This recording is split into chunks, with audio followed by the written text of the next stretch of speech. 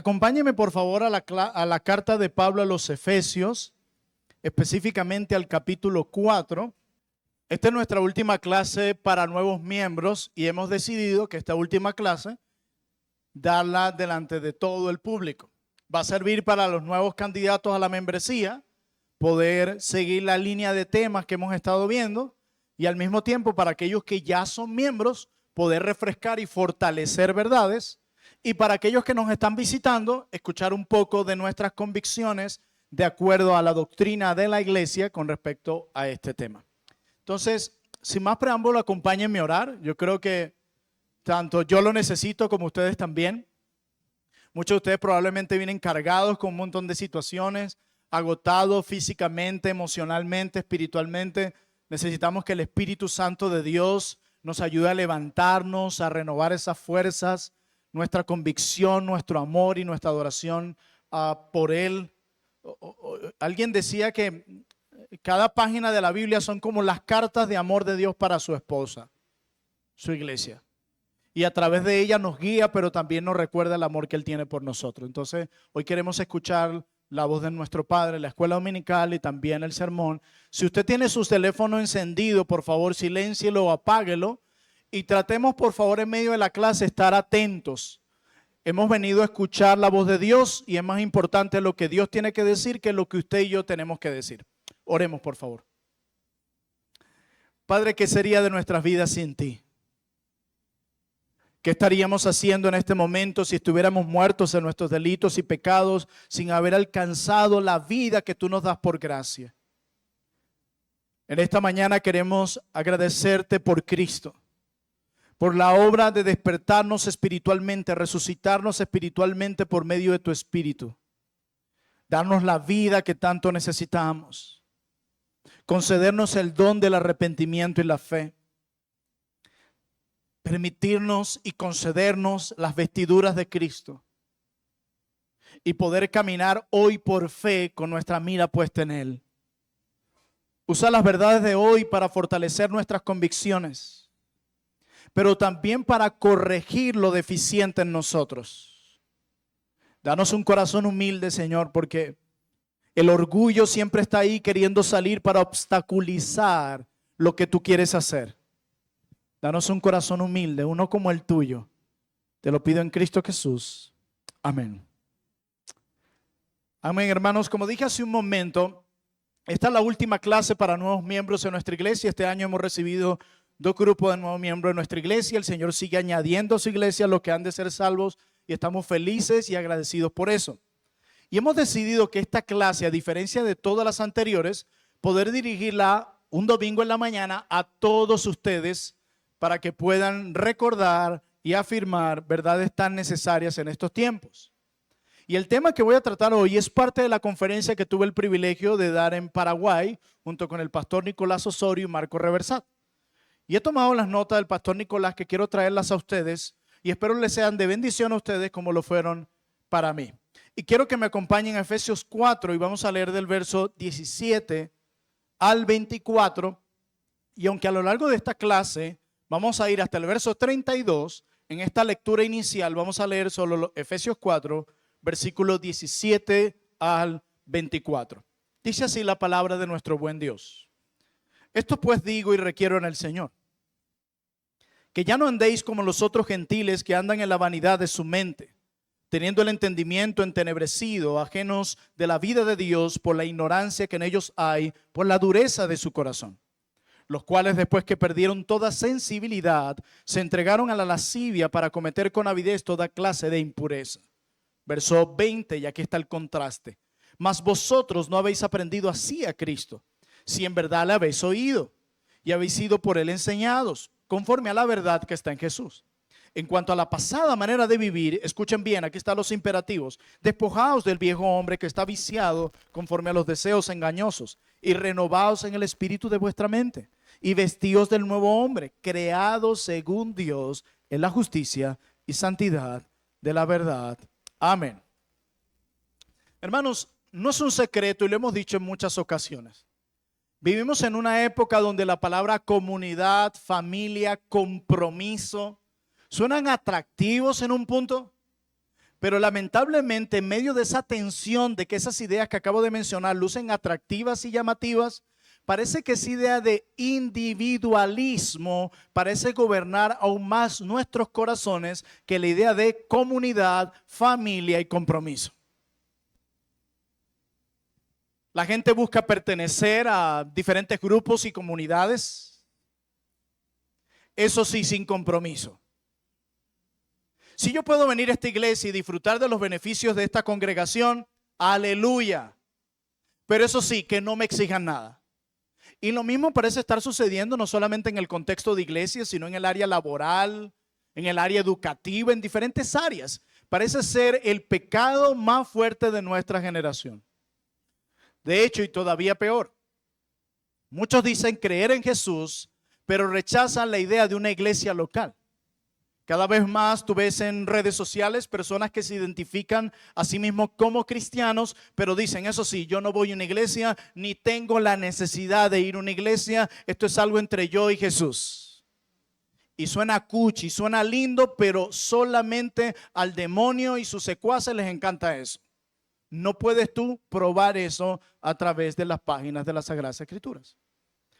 Cuando nosotros abrimos la Biblia, si somos buenos lectores de la palabra de Dios, que espero que sí, descubrimos que seguir a Cristo nunca fue un proyecto solitario, nunca. Desde el principio, y si usted no ha leído su Biblia, léala, lo va a comprobar. Desde el principio, Dios ha formado a un pueblo, una familia, un cuerpo, una iglesia, no solo personas sueltas. Así que esa idea que yo vivo el cristianismo de forma individual debe ser rechazada y constantemente desde este púlpito lo recordamos porque, como dije antes, parece ser el pecado de esta generación. Yo puedo solo, no necesito a nadie más. Y si voy a una comunidad, solo quiero sus beneficios, mas no los compromisos que ésta puede exigir. Por eso en esta última clase para nuevos miembros queremos afirmar una verdad fundamental. Nadie puede vivir la vida cristiana separado del cuerpo de Cristo. No es una idea, no es una opinión, es una convicción. Nadie puede vivir la vida cristiana separado del cuerpo de Cristo. ¿Quién lo dijo? Cristo y sus apóstoles. Jesús no salva para el aislamiento, sino para la comunión. Por eso lo que quiero argumentar en esta clase es lo siguiente, lo van a ver en pantalla. Lo que espero argumentar para ustedes es, bueno, mientras mis hermanos ahí se activan, los que anotan, mi argumento para ustedes es, Jesús nos llamó a pertenecer. Eso es lo que espero argumentar en los próximos minutos. Jesús nos llamó a pertenecer, así de sencillo. Y quiero probar este punto con esta idea o este argumento con 3 puntos homiléticos que vamos a desarrollar en los próximos minutos. En primer lugar, quiero que veamos el ejercicio de la conversión. Número 1, el ejercicio de la conversión. En segundo lugar, quiero que veamos el efecto de la conversión. Y en tercer y último lugar, el enfoque de la conversión. ¿Por qué la conversión? Porque la clase se llama La conversión y la membresía de la iglesia. Entonces, número 1, el ejercicio de la conversión. Número 2, muy bien, el efecto de la conversión. Número 3, el enfoque de la conversión. Sin más preámbulo, veamos nuestro primer punto para probar mi argumento de que Jesús nos llamó a pertenecer. El ejercicio de la conversión. Quiero desarrollar este punto basado en estos versículos de Efesios 4, del 17 al 32. Miremos cómo comienza el pasaje. Vamos a darle una pasada rápida porque ya leímos estos versículos. Pablo lo que está haciendo, para que me entiendan, en los versículos 17 al 24 de Efesios 4 es describir lo que nosotros conocemos teológicamente como la conversión. ¿Qué dice Pablo en Efesios 17 al 24 que leímos en un momento? Bueno, Pablo le dice a los efesios, le dice en primer lugar a ellos, la condición en la que antes ellos estaban. como ellos estaban, y eso nos incluye, con la mente entenebrecida, sumergidos en vanidad. Pero luego dice Pablo en el versículo 20, mas vosotros no habéis aprendido así a Cristo, si en verdad la habéis oído y habéis sido por él enseñados conforme a la verdad que está en Jesús. Pablo les dice, ustedes antes eran esto, pero en un momento de sus vidas escucharon la verdad que está en Jesús, o sea, el evangelio, y miren lo que pasó después de que escucharon esa verdad. Dice el versículo 21. Si en verdad la habéis oído y habéis sido por él enseñado, conforme a la verdad que está en Jesús, en cuanto a la pasada manera de vivir, despojaos del viejo hombre, versículo 23, y renovaos en el espíritu de vuestra mente, versículo 24, y vestidos del nuevo hombre creado según Dios. Pablo acaba aquí de definir la conversión. 1. Personas que antes estaban envueltas en oscuridad, un día escucharon las buenas nuevas de salvación, la verdad que está en Jesús, respondieron a esa verdad en arrepentimiento y fe, y inmediatamente comienzan a verse los efectos de esa nueva naturaleza, abandonando al viejo hombre y vistiéndose del nuevo. Eso es la conversión. ¿Por qué es importante recalcar esto? Porque vivimos en tiempos donde tú le preguntas a alguien qué es la conversión y lo que te cuentan es su traslado de una iglesia a otra. Bueno, ¿me puedes hablar de tu conversión? Bueno, yo antes iba a una iglesia fundamental o pentecostal o qué sé yo. Luego me invitaron a otra iglesia, ahí serví por un tiempo y luego me vine a esta iglesia. No. Que me hables de la conversión. Bueno, mire, yo le voy a decir, yo tengo 30 años de cristiana. Yo iba antes a una iglesia, después allí las cosas no salieron bien, la música no era bonita, me fui a otra iglesia, unos hermanos me hablaron de la doctrina de la gracia y me quedé en esta iglesia. Y hay un peligro enorme cuando alguien que se dice ser cristiano no puede definir algo tan básico, pero a la vez tan importante como lo es la conversión. Y de acuerdo a Pablo, esa es la conversión. Personas que escucharon un día la verdad de Jesús, personas que en cuanto a la manera antigua de vivir se despojaron del nuevo hombre, se arrepintieron y creyeron en ese evangelio y ahora se han vestido del nuevo hombre. Esa es la conversión. Una persona que escucha la verdad de Cristo, responde a esa verdad con arrepentimiento y fe, deja de ser ese viejo hombre y ahora se convierte en un nuevo hombre. Esa es la conversión. Eso es lo que yo quiero que tú me cuentes de tu vida en particular cuando preguntamos, ¿cuándo te convertiste? ¿Cómo fue? Háblame de tu conversión. Es como quitarse la ropa y ponerse una nueva ropa, de acuerdo a Pablo. La conversión es despojarse del viejo hombre y vestirse del nuevo. Por lo tanto, eso nos dice que la conversión nos da identidad. Es decir, la conversión al unirnos a Cristo nos da una nueva identidad, como si nos pusiéramos una nueva ropa. Yo sé que esa ilustración de Pablo nos parece un poquito extraña porque para nosotros cambiarnos de ropa es lo más natural del mundo. Y a veces hasta nos parecemos mucho de acuerdo al país de donde somos en la forma en la que nos vestimos. Y nos parece tan normal y quizás no entendemos tan bien lo que Pablo quiere decir. Pero quiero darte un dato importante. En el tiempo del apóstol Pablo no era así. ¿A qué me refiero? Normalmente por la ropa se podía identificar qué hacía esa persona. ¿A qué me refiero? Un obrero, por ejemplo, se vestía de una forma muy distinta a un príncipe y un sacerdote. Y solo por su forma de vestir tú podías decir, he aquí un obrero, he aquí un príncipe, he aquí un sacerdote. De manera que la ropa lo identificaba usted claramente por su forma de vestir, se podía conocer parte de su identidad. Así que cuando Pablo hace esta idea, esta ilustración, está pensando en eso. Lo que Pablo está diciendo es que la conversión implica que usted se quita una ropa que lo identifica como ¿qué piensan ustedes? ¿Como qué nos identificaba la ropa anterior? Como pecadores, muy bien. Y ahora usted se pone una nueva ropa. ¿De quién será esa nueva ropa que nos colocamos ahora? De Cristo. Muy bien, muy bien. Ahora usted se identifica con esa nueva ropa que usted obtiene en la conversión. Usted se identifica con la santidad y justicia de la verdad, como dice el texto. Esa es básicamente la unión con Cristo. La unión con Cristo nos da esa identidad. Por esa ropa que ahora tenemos, la gente ahora puede saber cuál es nuestra identidad, como pasaba en los tiempos de Pablo. Ahora tú y yo tenemos una nueva identidad, espero que sí. De manera que ahora estamos unidos a Cristo, somos personas nuevas. Dice, creados según Dios, creados. Y está usando el apóstol la misma palabra que se usa en Génesis 1 cuando habla de la creación. Dios no hizo una mejor versión de ti, te destruyó completamente y te hizo alguien completamente nuevo. Eso fue lo que pasó.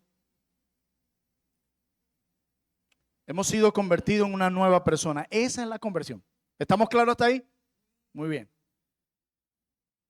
Ahora los de grupo pequeño, hay grupo pequeño y bueno, hoy hermanos cambió la dinámica. Todos hablen de su conversión. No vayan a volverme loco a la gente hoy en la tarde porque solo hay 2 camillas en la enfermería. Vamos poco a poco, ¿verdad? El primer punto es el ejercicio de la conversión. Ese es el primer paso. Ahora la pregunta que viene a nuestras mentes es, ¿cómo yo ejercito esa conversión que digo tener? ¿Cómo la ejercito? Nosotros pasamos rápido los versos 17 al 24, porque la parte donde el autor es enfático es en los versos 25 al 32 que responden a esa pregunta. Y esta es la pregunta que quiero que respondamos a partir de los versos 25 al 32. ¿Cómo ejercito esa conversión que yo digo tener? ¿Qué dice el versículo 25 de Efesios 4? Por lo cual, o por tanto, desechando la mentira, hablad verdad cada uno con su prójimo, porque somos miembros los unos de los otros. ¿Ven el imperativo aquí? Dejen a un lado la falsedad y hablen la verdad. Ustedes recuerdan lo que Pablo hace en los versos 17 al 24, es hablar y definir la conversión. Y en los versos 25 habla del ejercicio de esa conversión. Una persona convertida, recuerden que es alguien que tiene ya nuevas vestiduras, ¿verdad? Ya no las de pecadores, sino las de Cristo. Y algo característico de esa nueva vestidura es la verdad. Es una persona convertida, es una persona que se caracteriza por hablar la verdad y desechar la mentira. Y tiene lógica porque una persona convertida no puede seguir viviendo igual, ni mintiendo, ni dedicándose a la mentira, ¿verdad que no? Eso es una contradicción. Si una persona se llama a sí mismo convertida, pero sigue mintiendo y dedicándose a la mentira, ahí no hubo conversión, ¿verdad que sí? ¿Estamos claros ahí? Pero lo que quiero que noten es el argumento de Pablo para invitarnos a hablar la verdad y desechar la mentira, porque es un argumento extraño. Pablo pudiera haber dicho, hablen verdad, desechen la mentira, porque ustedes ahora son hijos de Dios y son de Cristo. Pero el argumento de Pablo no es ese. ¿Por qué razón, según Pablo, debemos dejar de mentir y hablar la verdad? ¿Por qué? No los escucho. Recuerden que es una clase, no un sermón. Ah, muy bien. Porque somos miembros los unos de los otros. Y la pregunta es, ¿qué tiene que ver eso?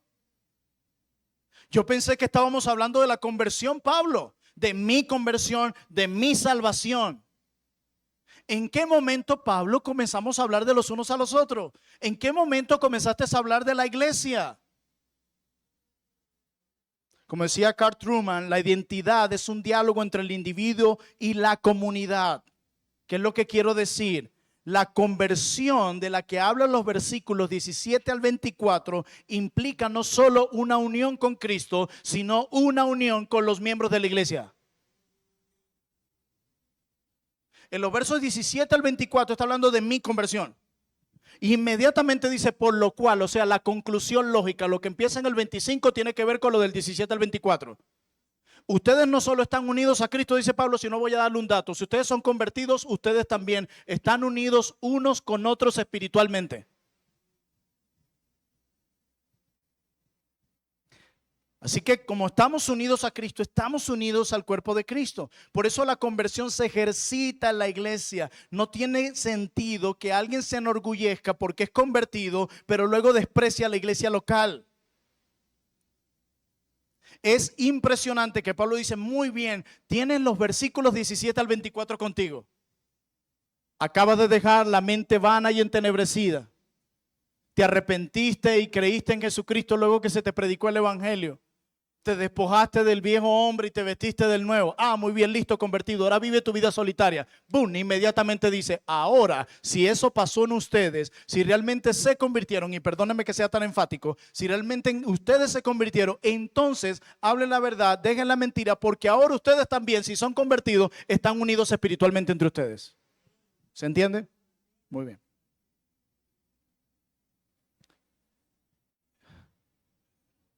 Si yo le preguntara a usted, ¿cómo entiende usted la iglesia local? ¿Qué me respondería? Y no lo diga en voz alta, ahí en su mente. ¿Cómo usted entiende a la iglesia local? Porque la forma en la que el apóstol Pablo lo dice es que somos miembros los unos a los otros. Lo que dice Pablo pone a prueba nuestro entendimiento de la iglesia. Quizás para usted la iglesia es simplemente un salón de clases. Bueno, yo voy a Trono de Gracia porque enseñan buena teología y hay otras iglesias que no enseñan tan buena teología y voy allá a tomar nota para que cuando se presente el primer debate con otro cristiano o en redes sociales yo saber cómo argumentar. ¿Cómo ve usted la iglesia local? Sí, a todos ustedes les estoy preguntando. ¿Como un club?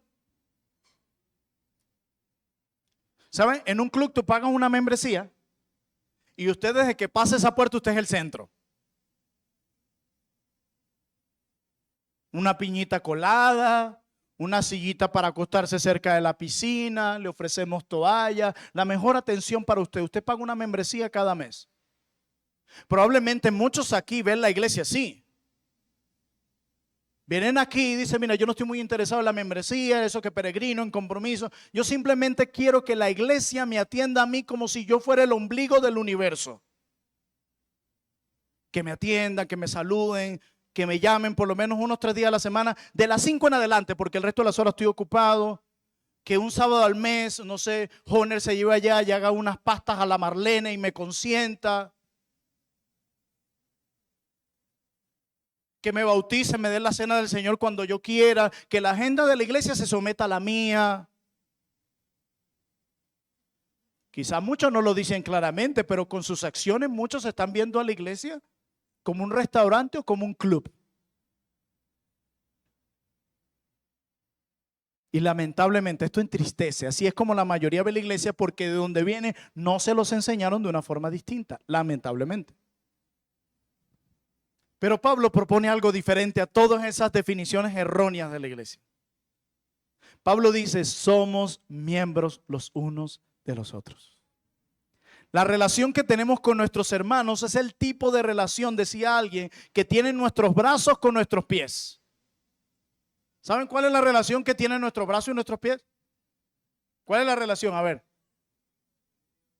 Ya no escuché amén. ¿Cuál es la relación que tienen nuestros brazos y nuestros pies? Ah, son parte, sí, pero aún más, son parte del mismo sistema. Tienen una unión inseparable, conectada entre sí. Y dice Pablo que eso es lo que sucede con nosotros. Y si tú vas a 1 Corintios capítulo 12, lo desarrolla mejor. La unión con Cristo produce también una unión espiritual con otros creyentes. La forma de ejercer la conversión es en la iglesia local.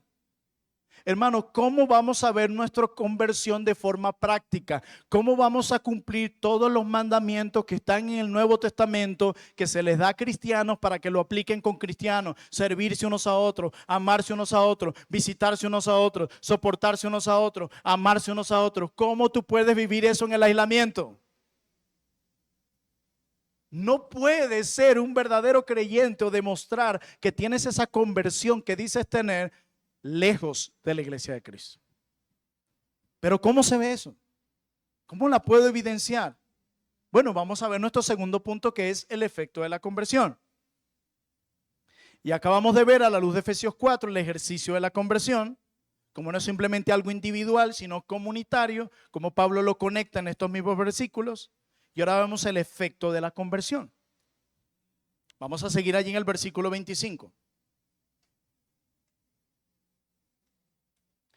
Dice, por lo cual, desechando la mentira, hablad verdad cada uno con su prójimo, porque, siempre que encuentres eso en la Biblia, un porque es una razón, una forma de seguir probando su punto, porque somos miembros los unos a los otros. Aquí hay algo interesante.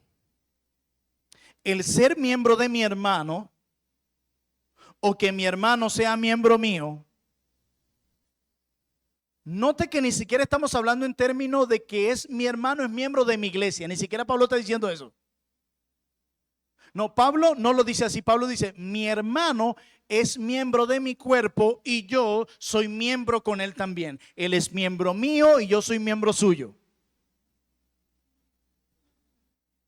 Cuando yo entiendo eso, me doy cuenta entonces de que la iglesia da identidad y fortalece esa identidad que yo digo tener. ¿Por qué? Porque la iglesia produce cambio.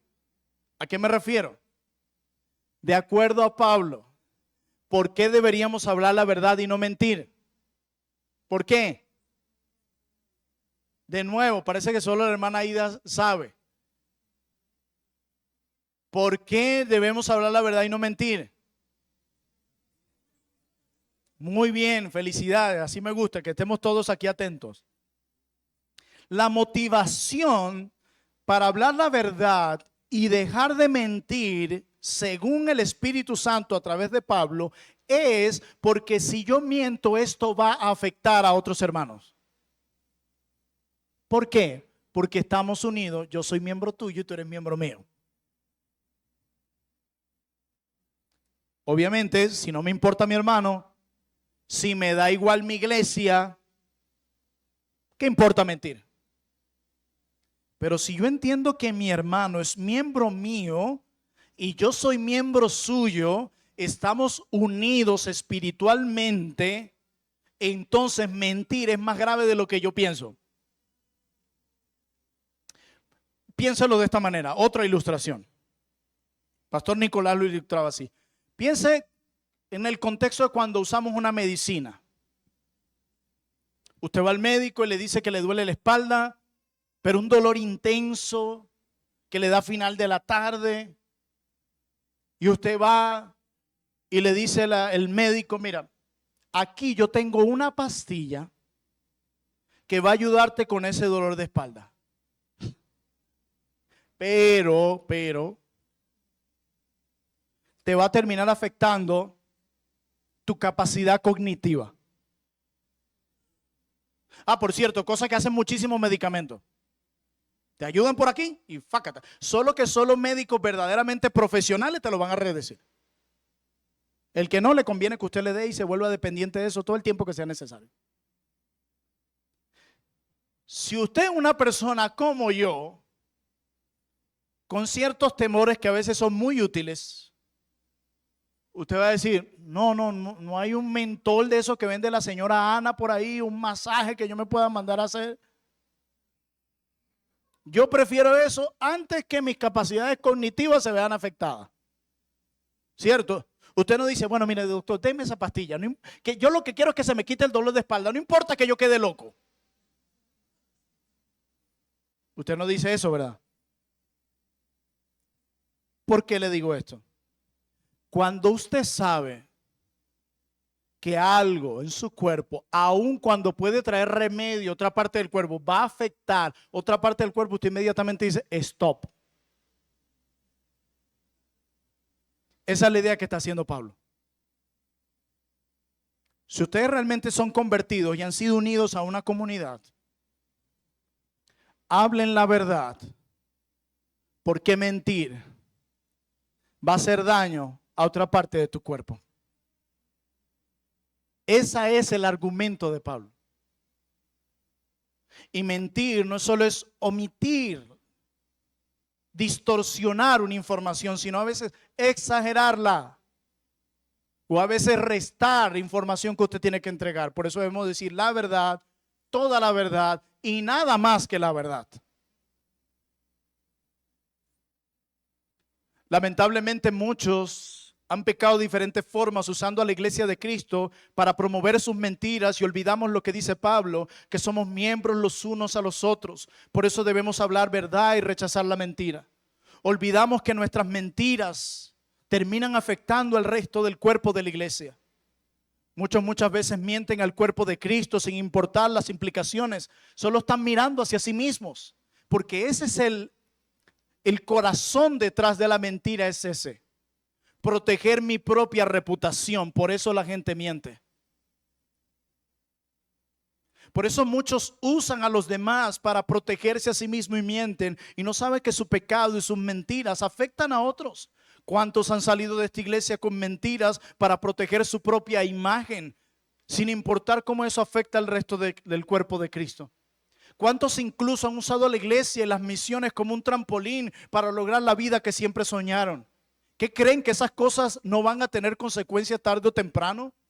Lo que muchos ven como, ay, pobrecito, Dios los ve con mucha seriedad porque afecta el cuerpo donde están unidos los miembros los unos a los otros y donde Cristo es la cabeza.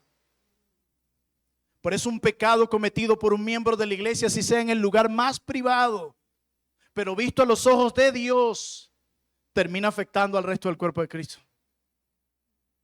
Por eso cuando pienses en tu vida y en la mortificación del pecado, no solo pienses en tu propia tranquilidad y en tu relación con Dios, eso es importante. También piensa que ese pecado, el cual no has mortificado y al cual te has entregado hasta hoy, está afectando ahora al cuerpo de Cristo con quien están unidos espiritualmente. Eso dice mi Biblia.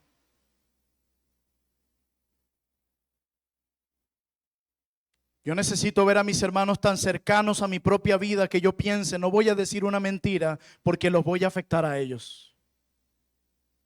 Y Pablo no les dice, no mientan para que la iglesia no los critique. No, ese no es el punto.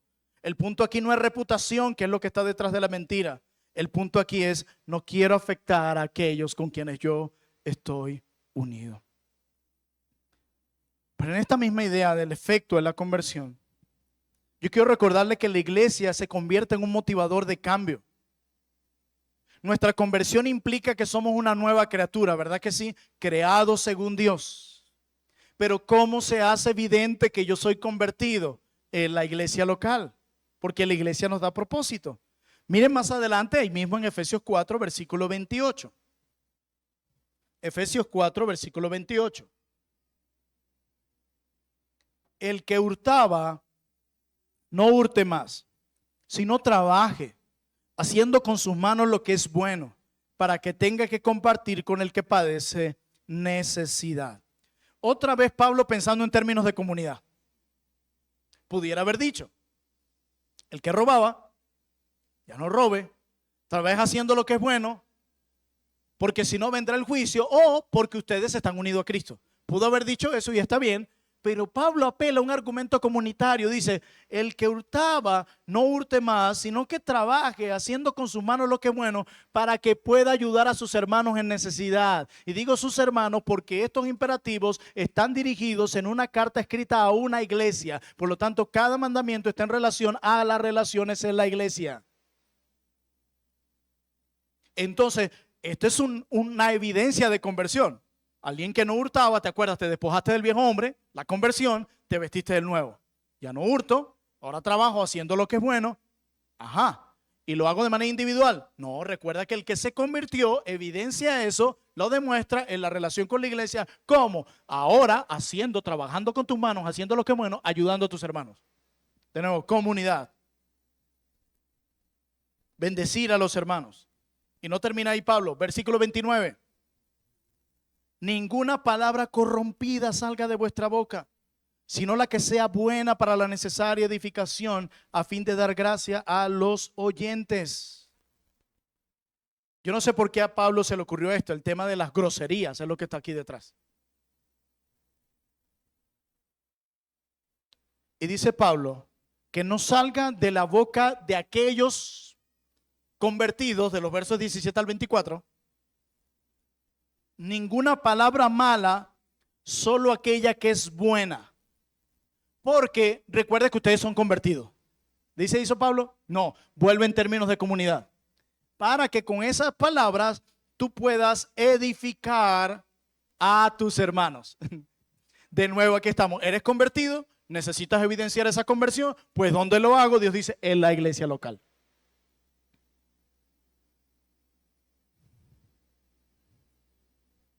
Las palabras buenas pueden edificar a los hermanos. Y me encanta eso. Hablando palabras buenas, puedes edificar a tus hermanos. Puedes edificar tu iglesia. Aquellos que piensan que solo pueden hacer algo por su iglesia el domingo, o que solo pueden hacer algo por su iglesia si tienen la camisa blanca y el carnet colgado aquí de servidores, o si son diáconos o pastores. Saquémonos esa idea de la mente que solo podemos servir al cuerpo de Cristo si tenemos un cargo oficial.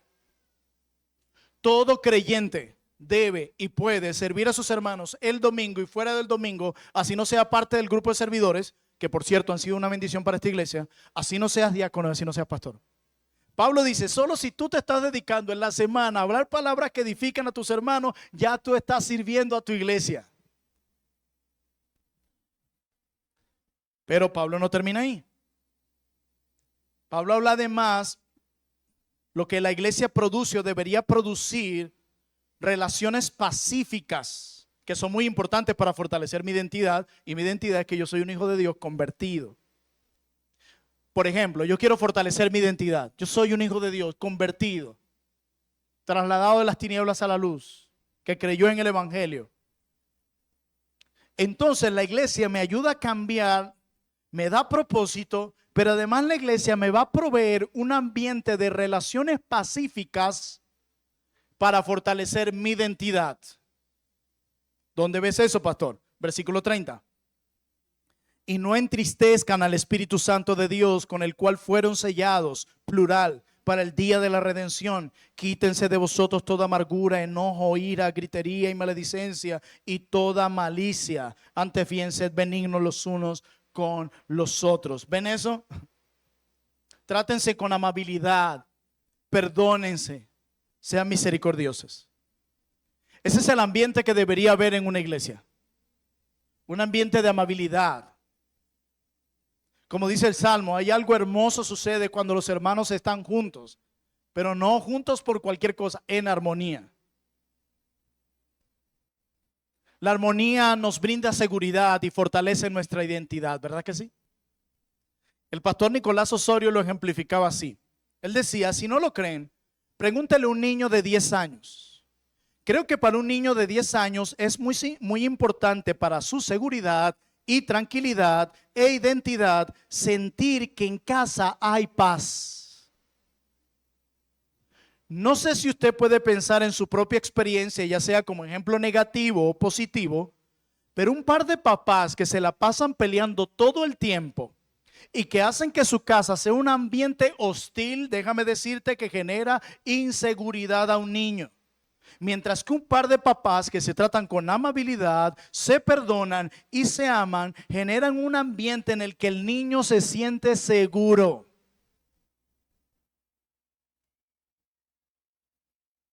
Lo mismo sucede en la iglesia de Cristo. Podemos sentirnos seguros y fortalecer nuestra identidad en una iglesia donde se está cultivando la paz, la amabilidad, el amor, y cuando se hieren, se practica el perdón. Esa es una iglesia de Cristo. Así que en resumen de nuestro segundo punto, Jesús nos llamó para pertenecer. Nuestra identidad como creyentes está profundamente arraigada en la iglesia. No puedo decir que soy convertido y la pregunta es ¿dónde vives? Demuestras o evidencias esa conversión. Esa es la iglesia en donde podemos ejercer nuestra conversión. Esa es la iglesia local donde podemos ver los efectos de nuestra conversión, donde podemos ver el cambio, donde podemos tener propósito y donde podemos vivir en un ambiente de amabilidad, perdón y misericordia para fortalecer nuestra identidad. Ahora veamos nuestro último punto. Hemos visto el efecto de la conversión. Hemos visto nosotros el efecto de la conversión, correcto. Hemos visto el ejercicio de la conversión. Y ahora por último el enfoque de la conversión. Y con esto terminamos.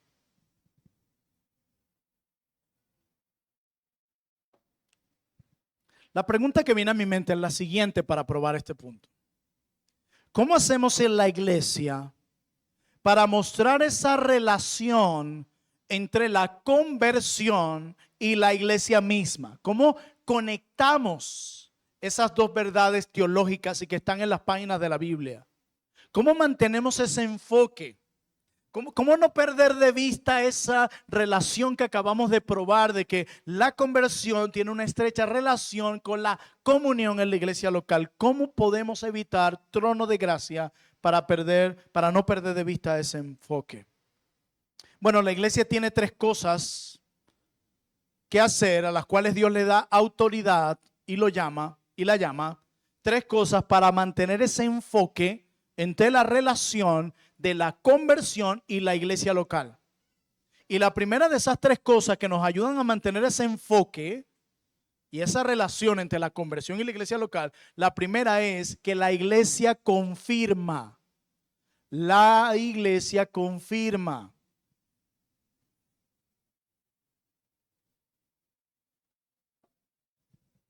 Es decir, usted como un convertido, como una nueva persona en Cristo, que se ha arrepentido de sus pecados, ha creído en Cristo, se ha despojado del viejo hombre y se ha vestido del nuevo, usted necesita ser confirmado por otros creyentes en su conversión.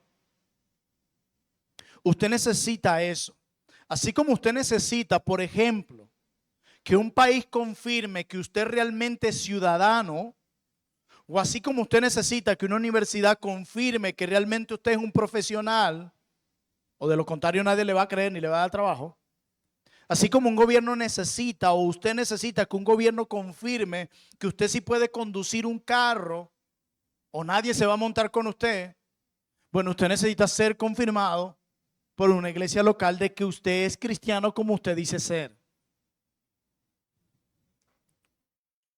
Recientemente en el viaje a Paraguay, fuimos hasta Brasil y por alguna razón me tocó manejar de Brasil a Paraguay unos poquitos kilómetros por una situación que se presentó. Y el hermano que iba conduciendo, lo primero que me dijo, ¿y ahora cómo hacemos? Y yo le dije, bueno, esto me toca manejar. Y lo primero que él me dijo fue, ¿tu licencia? ¿Tienes licencia? Le dije, claro. Hay alguien, hay una institución, aquí se llama INTT, que confirma que yo sí sé manejar.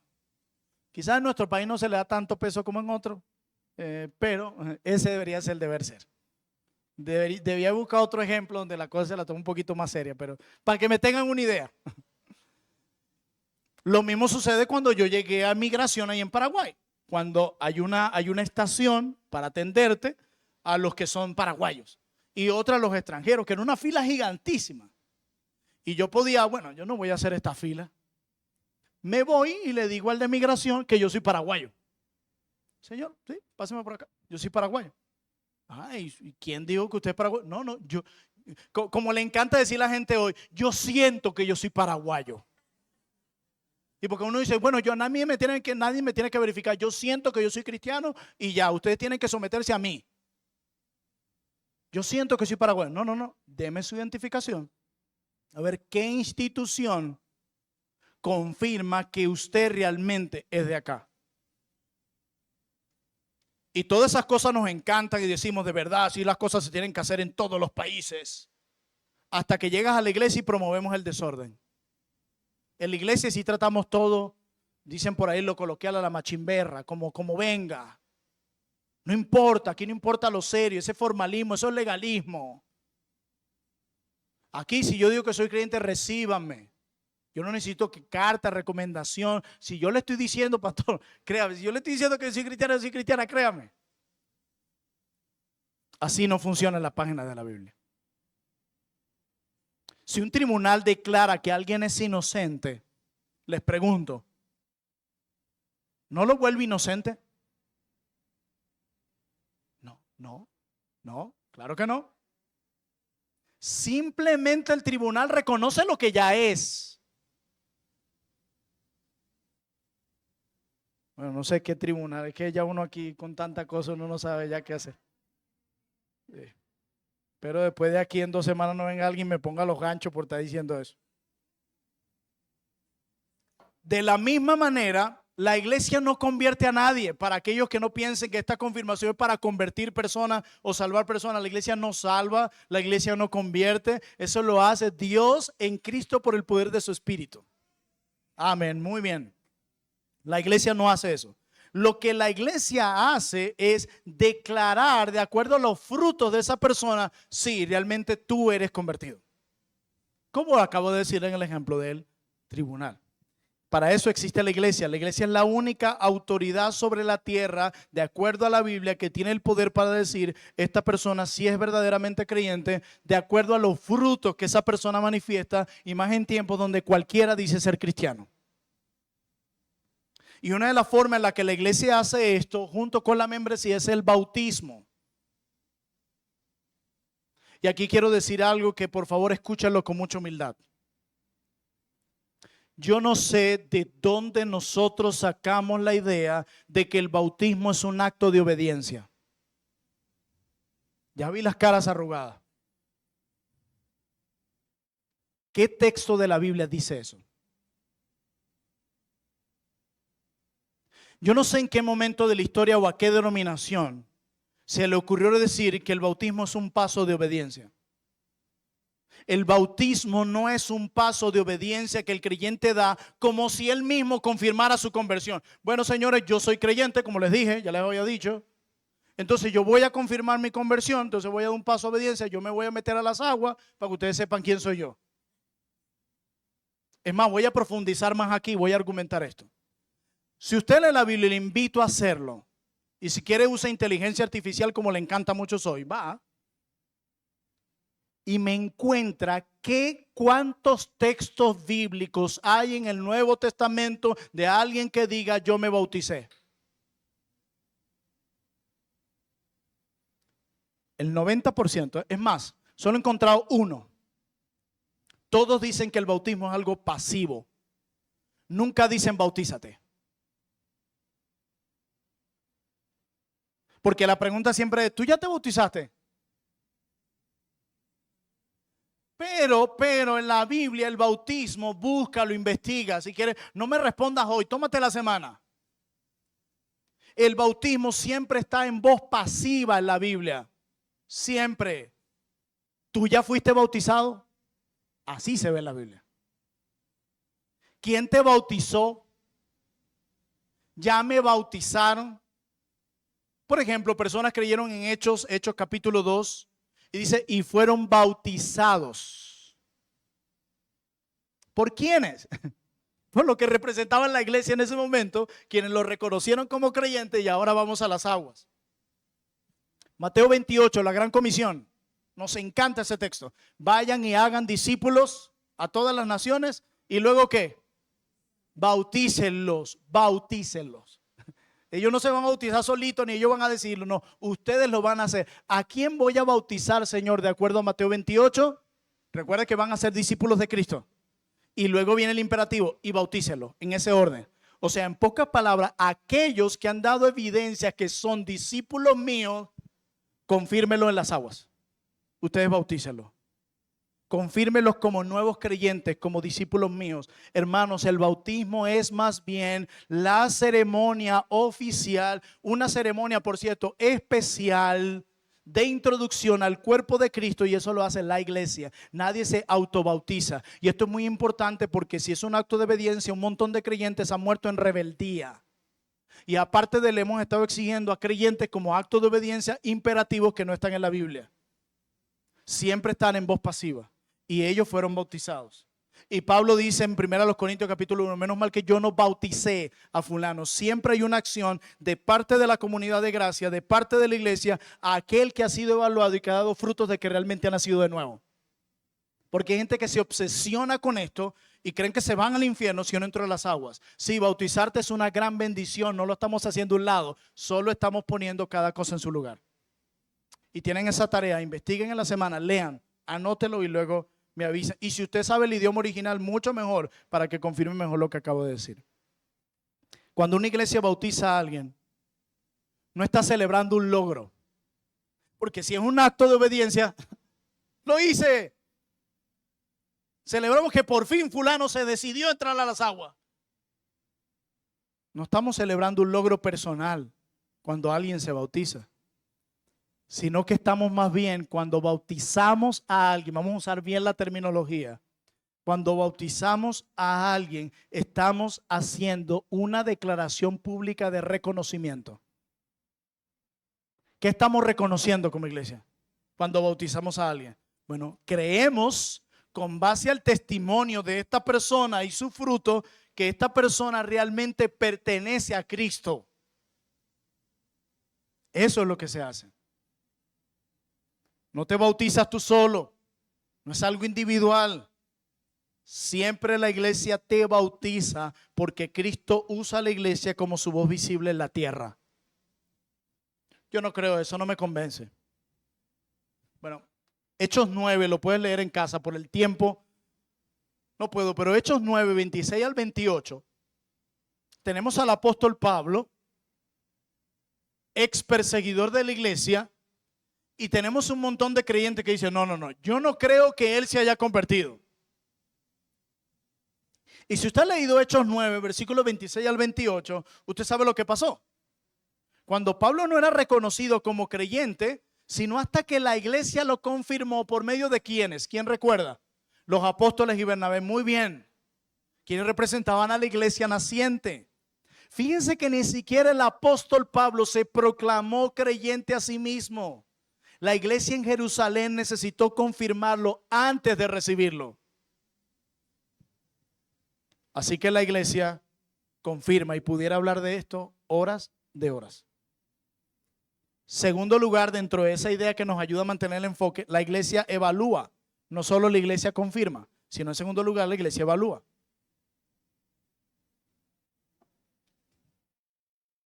Si la iglesia recibe a aquellos que han dado fruto de ser creyente con la autoridad que Cristo le dio, y puede leer Mateo 16, Mateo 18, 1 Corintios 5, entonces la iglesia tiene el deber de evaluar a aquellos que ha recibido como miembros del cuerpo. Y noten, la iglesia, no los pastores.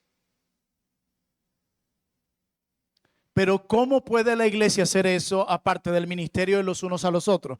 Pues uno de los recursos que Dios nos da para evaluar a aquellos que hemos confirmado y recibido como miembros es la cena del Señor. Y acompáñenme a 1 Corintios 11. Que no diga, eso es una idea de los bautistas reformados, de su confesión. No, está en la Biblia. Manténganse allí. Si usted lee el capítulo 11 de la primera carta de Pablo a los Corintios, mire lo que dice el versículo 31 del capítulo 11. Si pues nos examinásemos a nosotros mismos, no seríamos juzgados, mas siendo juzgados somos castigados por el Señor para que no seamos condenados por el mundo. Pablo dice que cuando tomamos la cena nos examinamos y nos juzgamos, nos evaluamos los unos a los otros. De hecho, el apóstol Pablo en esta misma sección, hablando de los abusos de la cena, dice el apóstol Pablo en el versículo 27 de 1 Corintios 11, de manera que cualquiera que comiera este pan o bebiera esta copa del Señor indignamente será culpado ¿de qué?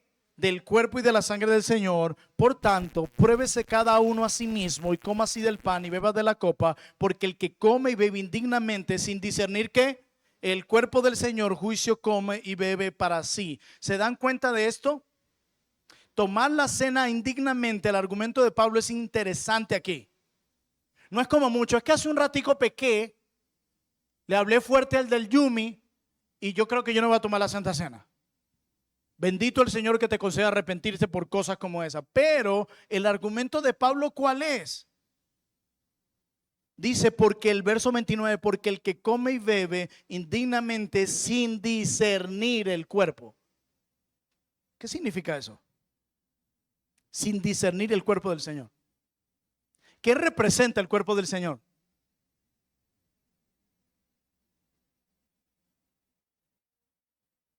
¿Qué significa? Ay, ay, ay. ¿Quiénes somos el cuerpo del Señor?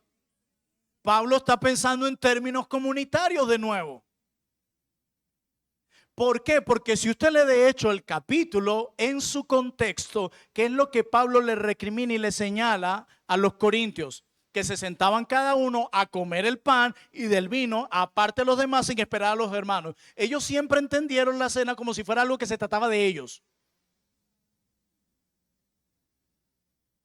Ni se esperaban, ni se sentaban juntos a la mesa, olvidando que era algo comunitario. Ellos no entendían quiénes eran como hermanos, no entendían la implicación de ser parte de la iglesia, no entendían la implicación de ser parte del cuerpo de Cristo, y cada uno estaba tratando la cena de forma individual. Y Pablo dice, ustedes no disciernen el cuerpo, que todos son el cuerpo y que esto es comunitario. No se trata de mi comunión personal con Cristo, sino de la comunión con el cuerpo de Cristo, y ellos no lo habían entendido.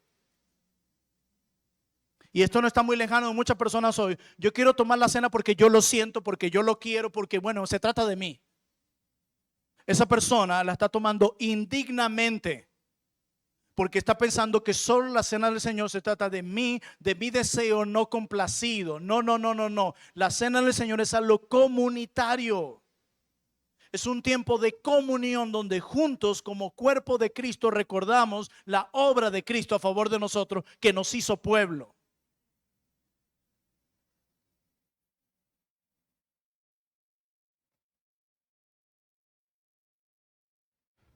Pablo les dice incluso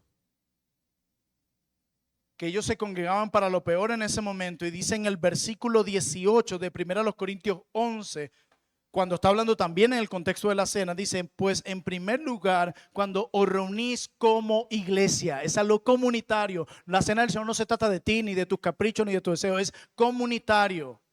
Oigo que hay entre ustedes divisiones, y en parte lo creo.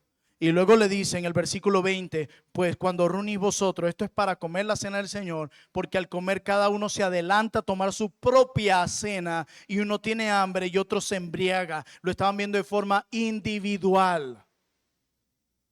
Y me temo que hay muchas formas hoy donde la gente en su ansiedad y en su buen deseo de tomar la cena se olvida de esto. Y creen que la cena solo se trata de mí. Y por eso hay tantas incomodidades a veces. Y no disciernen el cuerpo y la toman indignamente. Por eso Mark Dever decía, el pan y la copa son los símbolos que la iglesia usa para decir, tú eres parte de nosotros y nosotros de ti. Pero ¿cómo podemos darle la cena del Señor a desconocidos? Por eso nuestra iglesia ha estado hablando de la posibilidad, de acuerdo a la Biblia, de volver, porque esto lo hacíamos años atrás, de volver a tener la cena del Señor restringida. Solo miembros de nuestra iglesia o miembros de otras iglesias. Pues la pregunta es, ¿cómo yo puedo decir que yo te pertenezco y tú me perteneces si yo no te he reconocido, ni sé qué iglesia te ha reconocido como creyente? ¿En qué momento yo puedo decir que la estás tomando indignamente si no sé quién eres? ¿En qué momento la iglesia misma está pecando al abrir la cena del Señor deliberadamente, promoviendo que muchos la tomen indignamente? Por eso, si no perteneces todavía a una iglesia local o vienes de una iglesia hermana sin recomendación, no significa que no seas creyente. Significa que todavía no hemos podido confirmar juntos esa comunión y esa conversión que tú dices tener.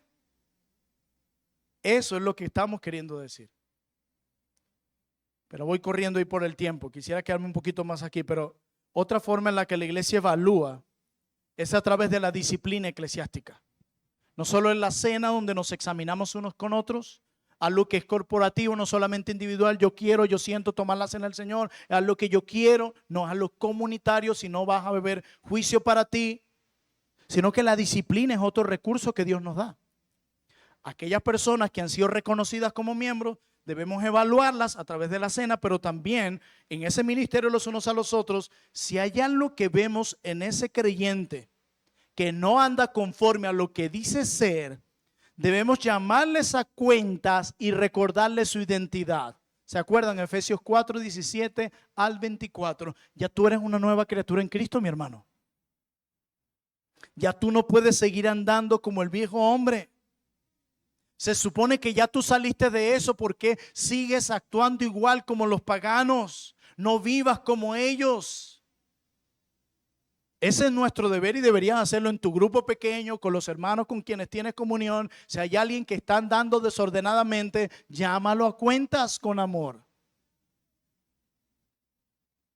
Y si la persona persiste en pecar y no se arrepiente, entonces la iglesia tiene la responsabilidad y tiene la autoridad de decirle a esa persona: ya no podemos confirmar que tú seas verdaderamente un convertido.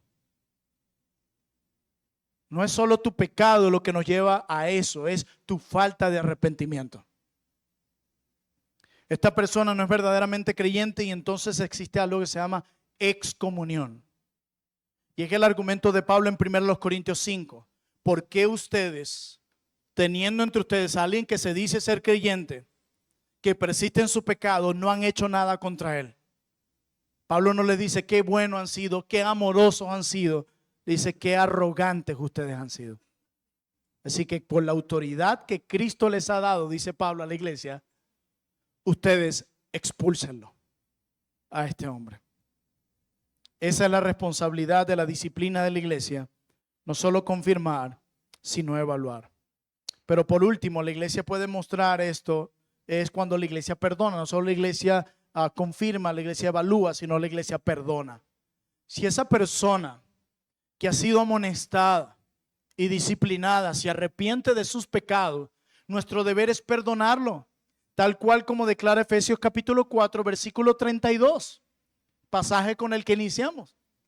Dice el apóstol Pablo, inspirado por el Espíritu Santo: perdónense unos a otros como Dios los perdonó a vosotros en Cristo. ¿Se dan cuenta cómo la relación vertical evidencia la horizontal? Bueno, ustedes perdónense entre ustedes, porque de esa forma evidenciarán que Dios los perdonó a ustedes. Si ustedes no se perdonan entre ustedes, Pablo dice, solo puedo concluir que ustedes nunca han sido perdonados por Dios. Por lo tanto, ustedes no son convertidos y por lo tanto siguen andando de acuerdo al viejo hombre, que sigue viciado y esclavizado. Eso dice la Biblia. Pero si alguien de nosotros se arrepiente, no tenemos derecho a negarle el perdón a un creyente arrepentido. De hecho, es lo que dice Pablo en 2 Corintios, de aquel hombre que había venido arrepentido. Dice Pablo, no lo traten con demasiada dureza para que no se entristezca demasiado. Si se arrepintió, perdónenlo. Pero noten la palabra, si se arrepintió. Si no hay arrepentimiento, va a ser muy difícil que esa persona pueda ser restaurada. No podemos hablar de restauración sin arrepentimiento. Con esto cierro, hermanos. Cuando nacemos, nadie nos dio la vida, hablando de ningún humano. Dios es el dador de la vida, ¿verdad que sí? La vida ya está. Pero luego nosotros sabemos que el gobierno emite un acta que confirma que existimos, ¿verdad? El acta de nacimiento. El bautismo y la membresía funcionan igual. No nos dan vida espiritual. No salvamos a nadie, no convertimos a nadie. Pero confirman que hay vida ahí. Esa vida que esa persona dice tener. Así como un acto de nacimiento no crea al bebé, la iglesia no crea creyentes. Pero sí certifica oficialmente que la nueva vida existe y debe ser reconocida públicamente por medio del bautismo y la membresía. Así que volvemos al inicio. En virtud de nuestra unión con Cristo, nos despojamos del viejo hombre y nos vestimos del nuevo hombre que es en Cristo. En virtud de nuestra unión con Cristo, estamos unidos también a la iglesia. Es la forma de demostrar y evidenciar esa conversión que decimos tener. ¿Por qué? Porque Jesús nos llamó a pertenecer. Espero que el Señor, aquellos que están caminando hacia la membresía de la iglesia, hayan podido fortalecer sus convicciones sobre el tema, y aquellos que ya lo son puedan tener más argumentos de probar esta postura de la iglesia, que fluya la Escritura, y aquellos que están asistiendo reciban con amor la instrucción que les hemos dado. El mayor bien que una iglesia te puede dar es decirte la verdad, y es lo que hemos hecho hoy, para que puedas corregir lo deficiente y recordar que Jesús te llamó a pertenecer. Oremos, hermanos, y vamos a un tiempo de receso. Padre, gracias por tu palabra. Hay tantas verdades de esta en las que podemos seguir profundizando y profundizando. Hoy simplemente hemos dado un poco la punta del iceberg de esa doctrina de la iglesia tan preciosa en relación a la membresía, el bautismo y la cena. Señor, levanta hombres y mujeres aquí temerosos de tu nombre y de tu palabra, que pongan a un lado sus sentimientos y pongan por encima de ellos sus convicciones. Ayúdanos a corregir lo deficiente en nosotros. Ayúdanos a tener una actitud humilde mientras asistimos en esta iglesia local, a no tratar de imponer nuestras ideas, sino a tener un corazón humilde de dejarnos corregir por tu palabra. Te lo pido en el nombre de Jesús. Amén.